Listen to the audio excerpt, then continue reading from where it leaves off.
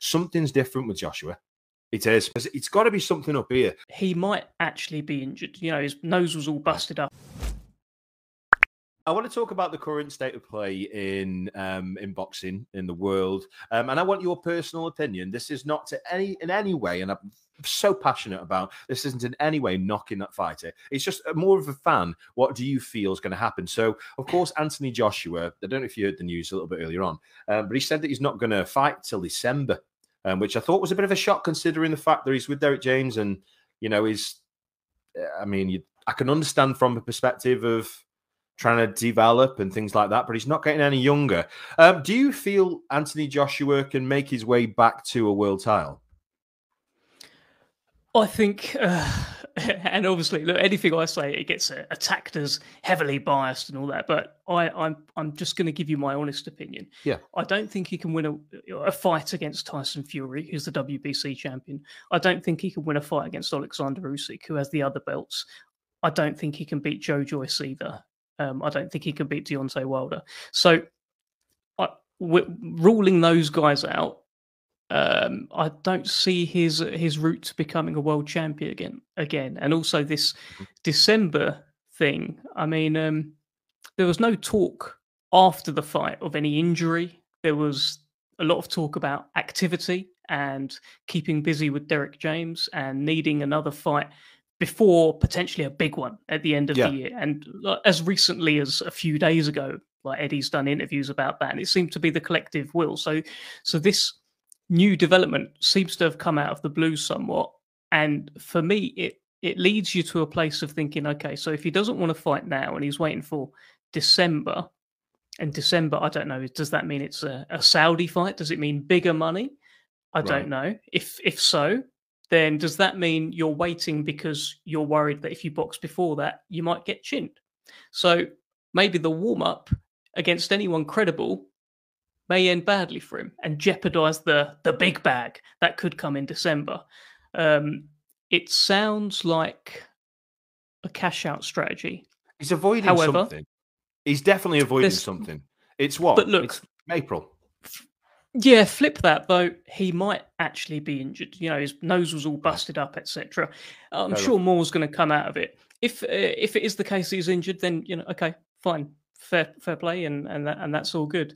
But if there's something where he doesn't want to take an interim fight because there's a risk that he may lose and therefore jeopardize a bigger purse at the end of the year, that doesn't quite line up with trying to remain active as a fighter and learning under Derek James. It pushes more towards let me get as much money as I can, as quickly as I can, and get the hell out of this sport. And that's the vibe I'm getting from him. That was the vibe I was getting from him in the build-up to the fight, where he said it was all about money.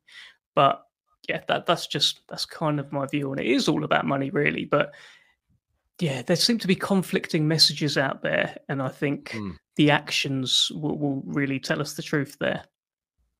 I think the main benefit of the platform I run compared to going to press conferences and things like that is that I can freely speak what I think. I'll never be disrespectful. Make that absolutely clear. And this is something that's on my website. You know, every fighter puts their life on the line. They all deserve the same respect, 100%. But we're talking about, you know, as far as fights here, something's different with Joshua. It is. It's got to be something up here. Now, I'll give you a really good example, actually. Matt Legg is going to be coming on very shortly. He fought Joshua earlier in his career, and he did really well against him. But Joshua broke his eye socket.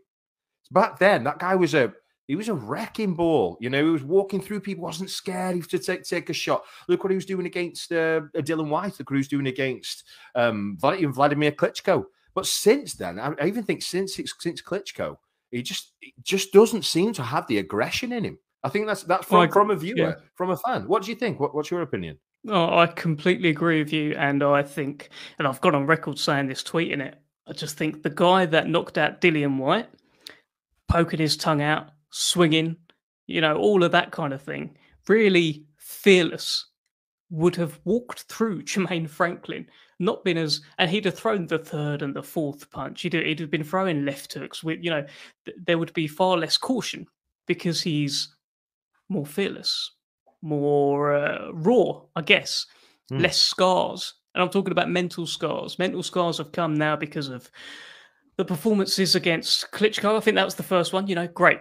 on the floor, got up, won the fight, but still on the floor against a guy who, he didn't really lay a glove on Tyson Fury 18 months ago. This guy had, he shouldn't have been causing Joshua those sorts of problems in theory.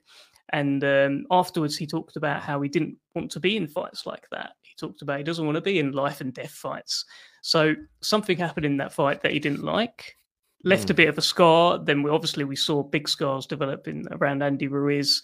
And that's kind of where it is. I just think right now he boxes like a guy who is struggling with the ghosts of the past.